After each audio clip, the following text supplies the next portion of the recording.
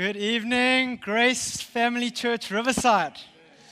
Okay, so when I was a little boy, I didn't go to church a lot, but every now and then I did go. I want to show you a picture that has traumatized me ever since.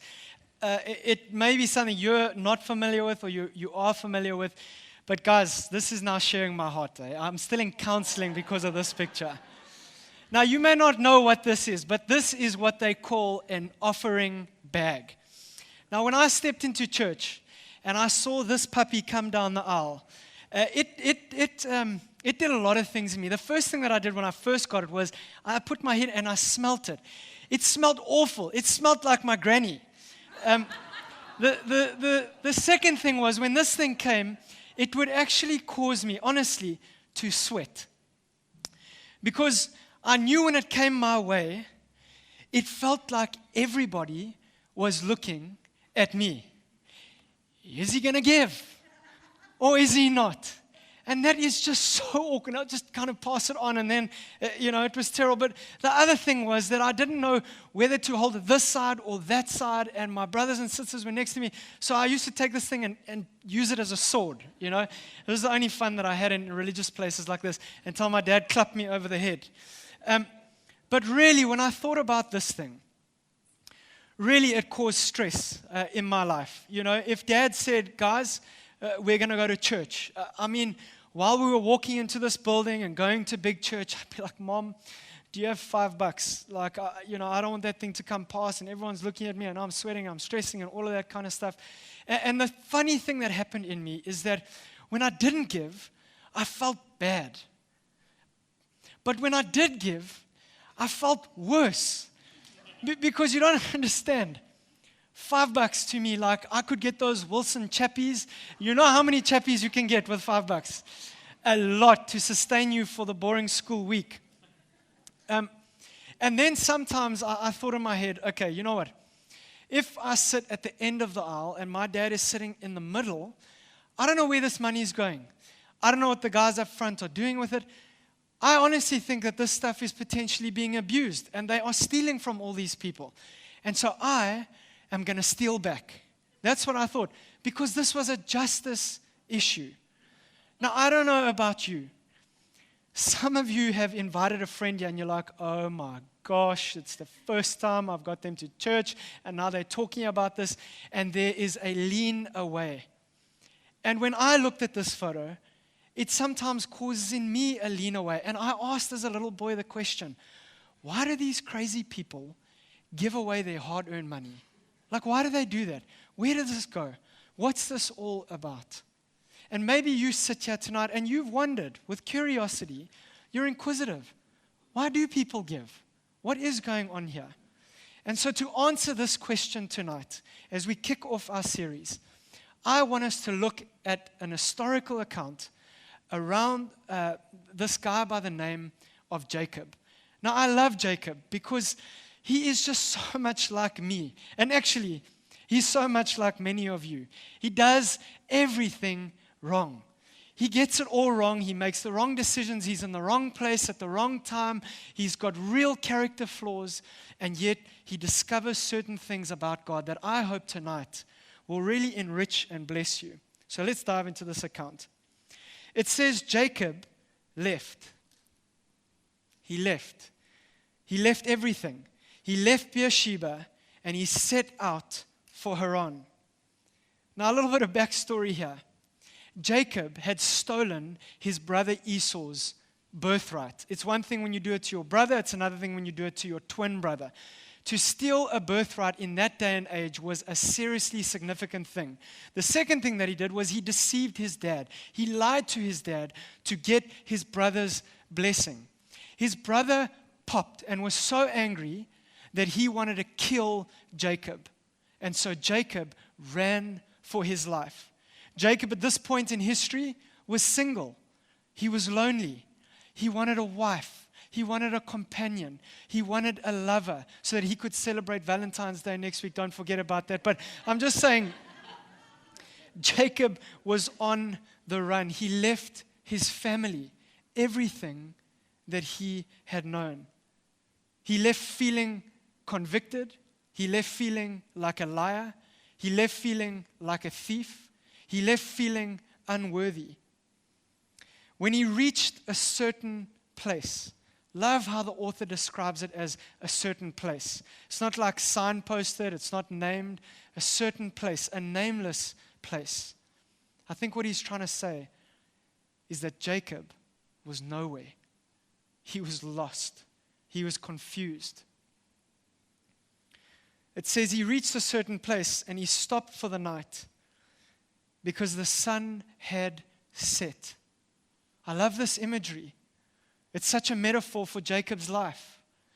Darkness, confusion, not understanding what's going on in his life.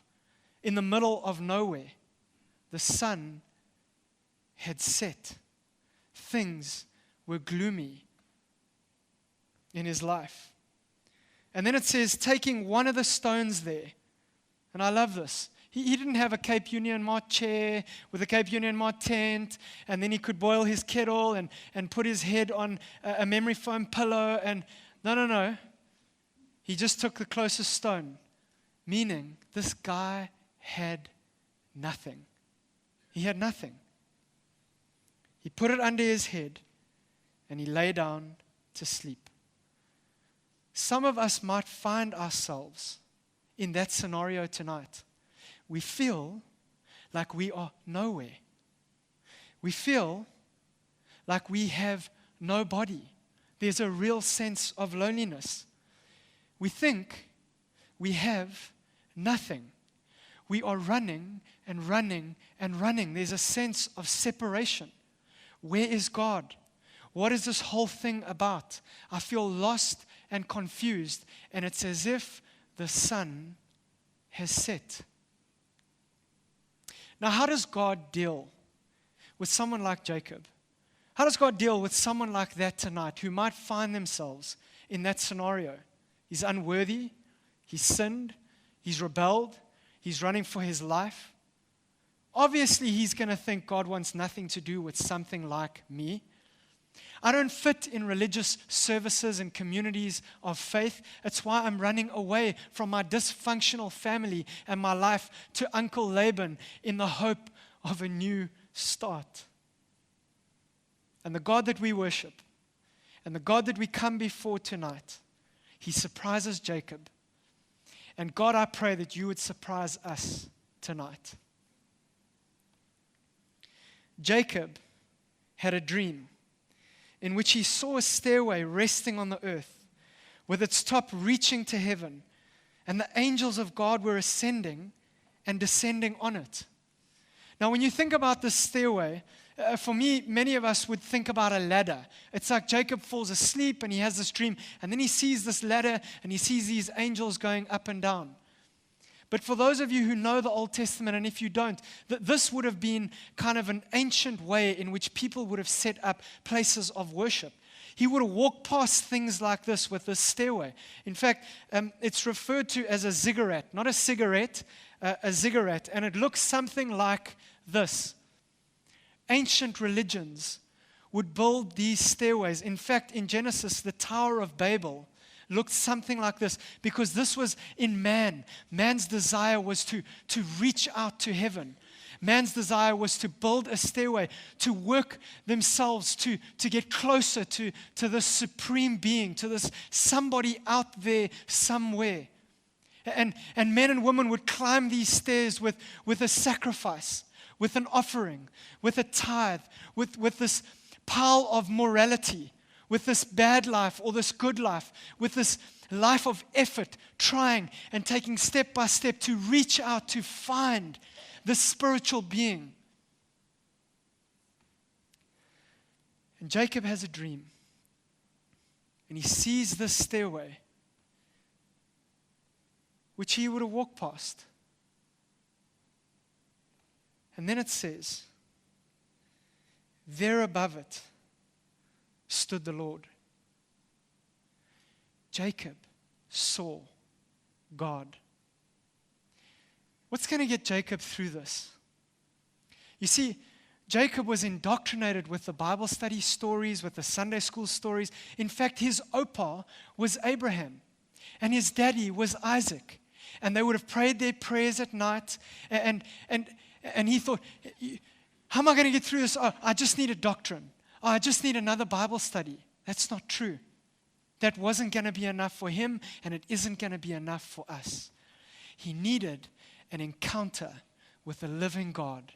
And we read the words, there above it stood the Lord. Now, I have put the incorrect translation for us, because I don't think the sense is that he's looking up the stairway and there above everything, he sees the Lord.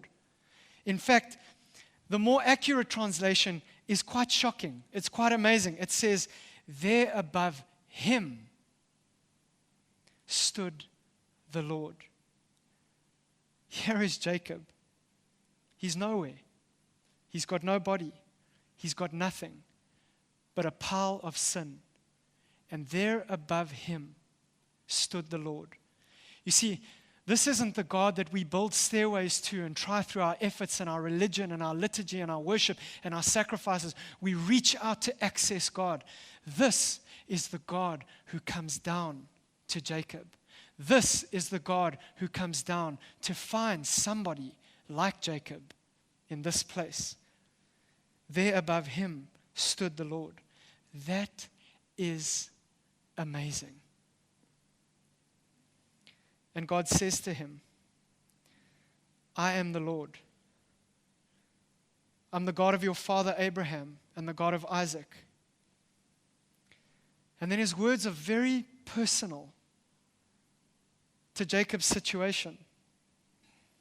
Jacob, you have nothing. I will give you and your descendants the land on which you are lying. Jacob, you are lonely. Your descendants will be like the dust of the earth, and you will spread out to the west and to the east and to the north and to the south, and all the peoples on the earth will be blessed through you and through your offspring. You will find a wife. You will find community. In fact, I'm going to build a nation called Israel through you, somebody as unworthy as you. Jacob, you're not alone. I am with you. And I know that you are on a 900-kilometer journey, and it is not safe where you find yourself. But I will watch over you wherever you go, and I'll bring you back to this land. I will not leave you until I have done what I have promised you. Jacob encounters the heart of God. Jacob has a personal experience with God himself. He meets this God who provides. He meets this God who becomes a friend. He meets this God who longs to protect. He meets this God who's going to do something amazing. And he's going to be a part of God's promises and purposes in growing the family of God, in growing the nation of Israel, which ultimately becomes an expression of the church by faith, which is one of the biggest movements globally that we are all a part of. God meets him in this place. And then one of my favorite verses of all Scripture. In fact, it's going to stir me even tonight. It says, when Jacob awoke from his sleep, he had this thought. He had this confession. He said, surely the Lord is in this place. And I was not aware of it. Surely the Lord is in this place. I've had a sense of God's presence, a sense of his nearness. In unmistakable ways, God has spoken promises to me, which is yes in Christ. I've heard his voice, not just for Opa Abraham, not just for my dad Isaac, but for me. There's a sense in which there's this stirring, there's this light, there's this illumination. It's like there's this spotlight on my life. And God, I promise you, it's like God, he's speaking to me. Surely the Lord is in this place. There's a sense in which God is exalted. He's opened my eyes. There's this holiness. There are these angels ascending and descending, that God is at work beyond what I can see in this world to accomplish his purposes and his promises. Surely the Lord is in this place. But Jacob says, surely the Lord is in this place where I am nowhere. I am lost. I am confused. I am in darkness. I am questioning everything. The sun has set on my life. Surely the Lord is in this place of suffering. Surely the Lord is in this place where I have nothing. Surely the Lord is in this place where I am single and I am lonely and I come from a dysfunctional family and I've left everything that I know. Surely the Lord is in this place where I experience a sense of danger and live in this fear of crime all around me as I walk through unknown territory. Surely the Lord is in this place. You see, this is Jacob's confession tonight. And then he says, and I was not aware of it. Isn't that amazing? Isn't that amazing that that is a possible reality for you, for me, as it was for him? God's in this place. God is at work. God is speaking. God is moving. And I'm not even aware of it. This is what Jacob says. It's a little bit like this. You see, my wife and I say good night to each other and then we go to bed, right? And then I wake up in the morning. And then my wife says, my two little dogs, they were scratching on the door or whatever because they needed to go outside for a wee. And then she wakes up and then she goes to Riley because Riley's just weed in her bed.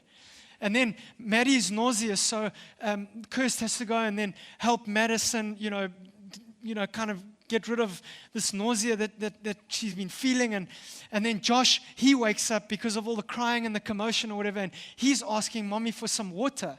And so Mom's just playing like musical beds. And then the alarm clock goes and I go, And then she says, honey, are you aware of all the kingdom activity that happened last night?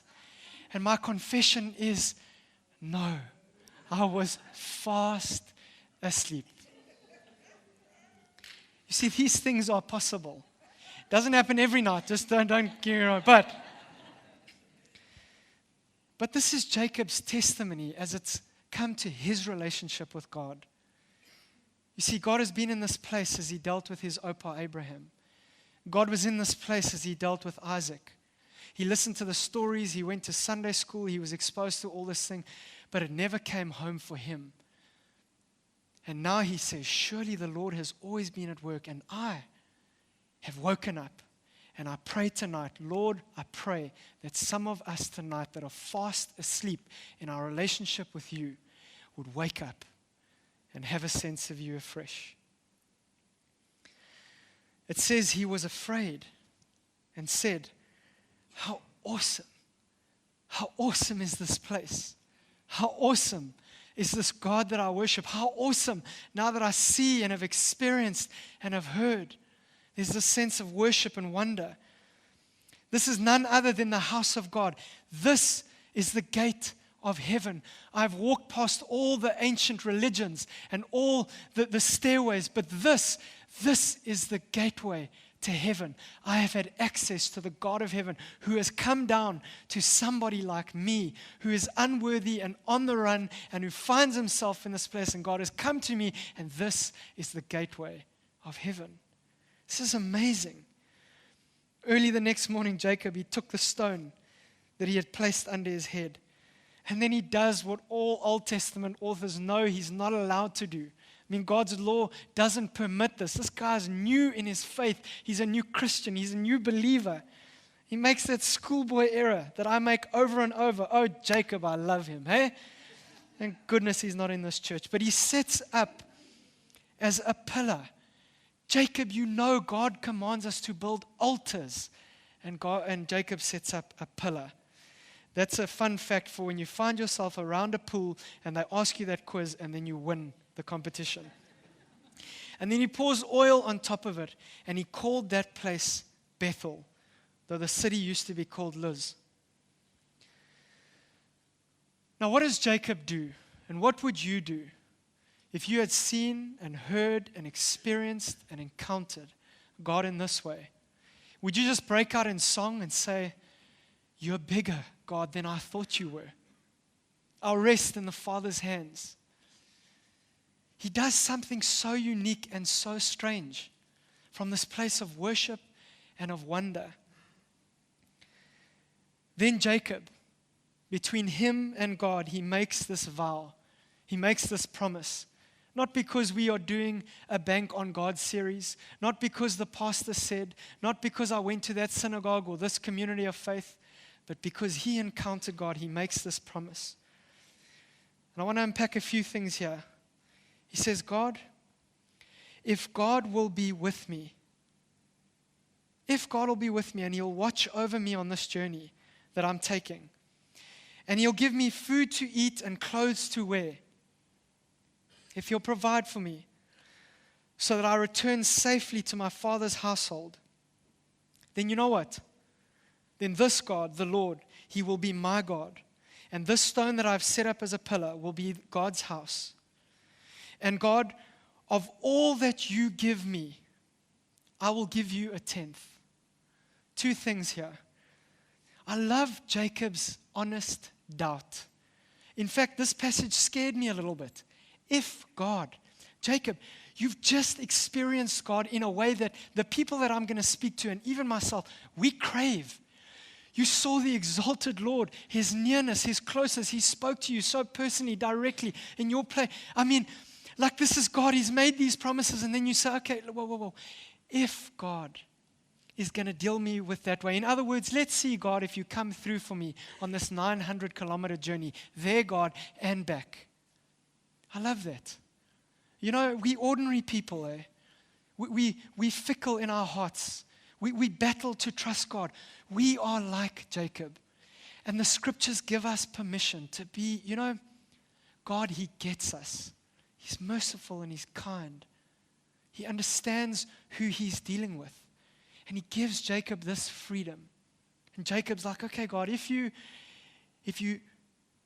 provide for me, if I look at the end of the month and there's money in the account, and if I look at the next month and there's money in the account, God, if you provide for me. Look, I'm not like these arrogant people maybe in Durban North, I'm just having a jab here, who think, oh, but that's going to happen anyway. It's certainty, it's my gift, it's my ability, it's my talents. I work hard, I bring this about, I bring this. Listen to me, guys, this stuff is so uncertain, eh? It's here today, gone tomorrow. He looks to the source and he says, okay, Lord, if you hear my prayer, give us today our daily bread. If you do that, God, then I will give you a tenth. Maybe he gets this from Opa Abraham, who gave a tenth as he experienced God's rescue. He gave it in his expression of worship. But what we learn from this account, as we look at this man, Jacob, we learn that he encounters God's grace first, God's greatness first. How awesome is our God first? And then he responds with doubt, with fear, with insecurity, with uncertainty, and his response is one of worship. And his worship is in the area of giving. And so when I look at this account and I look at the picture that scared me to death as a little boy, you see, I look at this now, and I look at it so differently than I used to see it before. And I think there are 4 things that I want to share with you tonight that have struck me as take-homes for me, and I hope they'll be an encouragement to you as we've journeyed through this account together. The first thing is that we give from a place of worship. It's not a religious practice. It's not something that we're obligated to do. It's out of a sense of worship. Surely the Lord is in this place. You see, when I experienced God personally, when I stepped into a community of faith on the University of the Johannesburg campus, and I saw a group of people, over time it took my breath away. The worship, like tonight, it affected me. It was like God was saying things to me in it. I met with the living God. I experienced his nearness and his presence. When the guy opened a book that I thought was so irrelevant, filled with goats and sheep and stuff, all kind of no bearing on my life. And all of a sudden it was as if the promises and the purposes and the voice of God, it was like he was speaking to me. There was this light. This illumination, this life welling up within me. Yes, God. Yes, God. I want more. I want you. I want to taste you. I want to yield to you. I want to know you. I saw these people, cricketers, rugby players, sportsmen like me. They loved Jesus. They were the most unlikely people you could imagine. I saw people whose lives were changed 180 degrees. It was amazing. I saw these guys that they let someone dunk them in water and they came out. I was like, what is going on here? Who would let you do that to you? And their testimonies were ones of the cleansing power of God. I found forgiveness in Him. God has been kind to me. God has died for me. I saw people love and look after the poor. Surely the Lord is in this place. And for me, whether it's local communities of faith or whether it's global communities of faith, it's the first thing I want to smell. It's the first thing I want to taste. It's the first thing I want to be a part of. Surely the Lord is in this place. God, I want mystery, transcendence, your nearness, your closeness, your voice. Surely the Lord is in this place. And then I give as an act of worship, as a continuation of worship. The other thing that I learned here, surely the Lord is in this place and I was not aware of it. You see, it's a possible reality, and it was a reality in my life. For years and years and years, I looked at this image. I thought people were crazy. I wasn't aware of God at work in the world and in my world and in my midst. And I think some of us might sit in that place tonight. It's just like, I'm just not aware of it. I can't see it, God. And for me, my bank account really reveals what I worship. In fact, it reveals my worship. And for years and years and years, it was an indicator. Unaware of God, unaware of the source, unaware of His provision, unaware of Him going before me, unaware of Him meeting me. Things are very different now. But in my story, like Jacob, I also understand it's a journey. Longer than a 900-kilometer journey. And at certain points, God has met me and reminded me and been kind to me, spoken to me personally. And my prayer and hope is that that is what the living God is even doing in our midst tonight. As we become aware of Him, it would change why we give, how we partner with God in His mission to redeem and reconcile people to Himself. And I know that there are some students in our midst, like others, and say, but Ryan, I don't have a feather to fly with. Like, I have nothing. I think we learn from this account that that's not the point. Jacob had nothing. But he's like, if you'll come through for me, some seasons more, some seasons less, but if you come through for me, Lord, then I will respond in this way as my act of worship. The third thing that struck me in this account is that giving is not transactional. It's amazing in this account. It's not, God, I give to you. God, I want to climb up this stairway. God, I want to earn your favor. God, I want to find you. I want to go through these hoops. I want to bring you 1/10 of my money, and then, God, you will bless me. And it's like, when I don't give and I let that basket go by and I don't do this month, it's like, that's why my month went so bad, because I didn't give. Or when I do give and things happen at work or in my family that are amazing, it's like, it's because I gave. This is not transactional. Guys, Jesus, He spoke so aggressively to the heart of the Pharisees who said to Him, we give 1/10 of all that we own. This self-righteous, self-reliant, self-serving, man-made religion to try and earn the favor of God, it is not grace at all. Jacob, he speaks a better word. He speaks life over us tonight. God finds us. God meets us. God runs to us in that place where we feel like we have nobody, where we have nothing, where we are lost and nowhere, and the sun is set on our lives. This is the God of grace. He met Jacob, and He meets us tonight. He is the one who comes down from heaven to us. The God that we worship, He is so unique. In fact, this week, something strange happened in me. I think Jesus did a quiet time on this verse when He did ministry on earth. It's just amazing what happens here. There's this guy by the name of Nathaniel, and he's sitting under a fig tree. And this image of a fig tree, it caught my attention, and it has for a while, because the signature thing of our community of faith is our fig tree. Now, I don't know why branches are falling down and falling on the roof and whatever, but anyway, it's been bothering me. And Nathaniel, he's sitting under this fig tree. And today I've got this sense in which God's people today, we like Nathaniel, we sit under this fig tree. And it's amazing.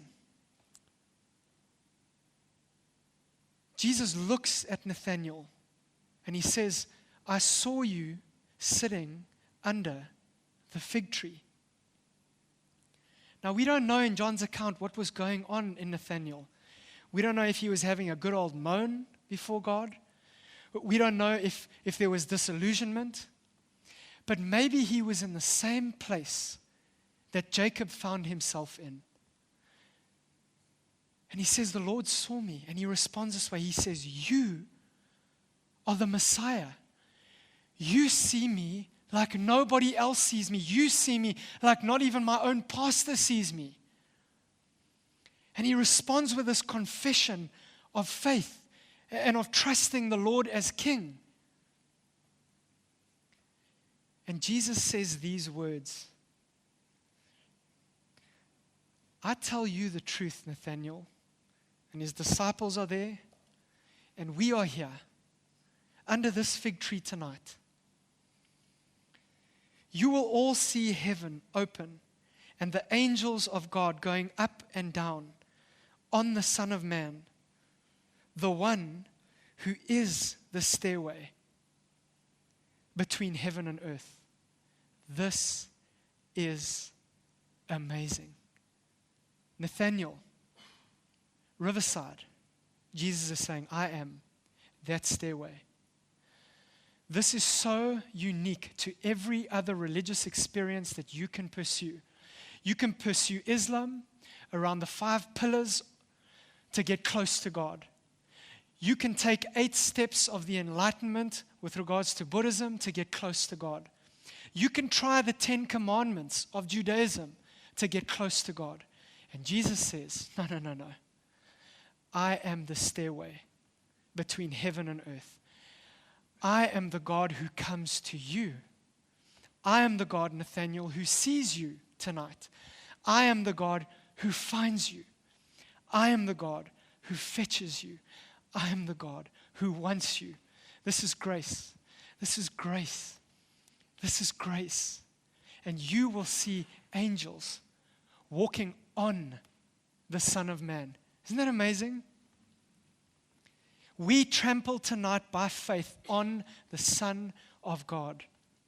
We trample on the cross with our deceit, with our lies, with our spinning, with our dysfunctional families, with our inadequacies, with our hypocritical religion. We stand on Him. We stand on His blood. We stand on Him, and He says, you have access to my Father in heaven for all eternity, because this is grace. This is the God that we worship. He comes near to us, exalted in glory.